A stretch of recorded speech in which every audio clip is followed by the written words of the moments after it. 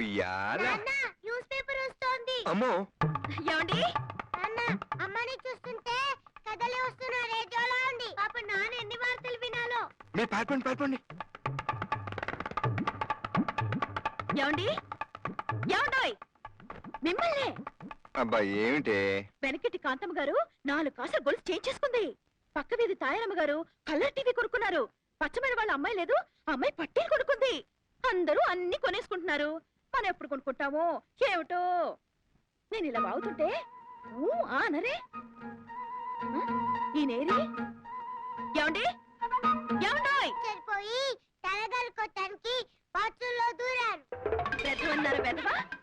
నిన్ను ఉండు, నీ పని చెప్తాను. నన్ను ఎక్కడ చేస్తావా? నన్ను బయట చేస్తావా? నిన్ను రాధా మొగుడేదో అంటే ముష్టికొచ్చిన వాడు కూడా అదే అన్నట్ట. పిల్లలకు కూడా నేను అలసైపోయాను. సరే ఆఫీస్కి టైం అయింది. టిఫిన్ ఏంటో చెప్పు. బ్రెడ్ బటర్ జాము. అబ్బా ఏ ఇడ్లీనో ఉప్మానో చేయొచ్చు కదే. నీకేమీ తెలీదు. ఉన్న వాళ్ళంతా బ్రెడ్ బటర్ తింటారట. ఇవాళ మనకు డబ్బు లేదని ఎప్పుడు అలాగే ఉంటావేమిటి? ఏదో ఒక రోజు మనకు డబ్బు వస్తుంది. హై క్లాస్ అలవాట్లు ఇప్పటి నుంచే అలవాటు చేసుకోవాలి మరి.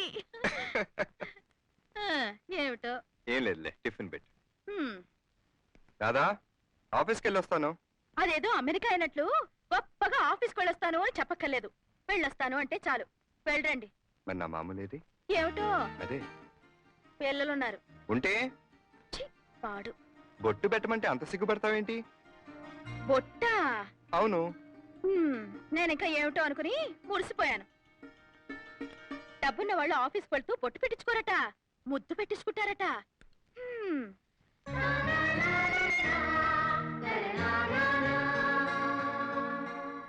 రాధా నువ్వు కూడా స్టిక్కర్లు మానేసి చక్కగా కుంకుమ బొట్టు పెట్టుకోకూడదు?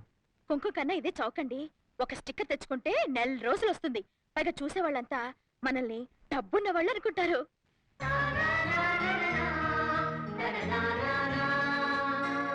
బాబు పాప వెళ్దాం.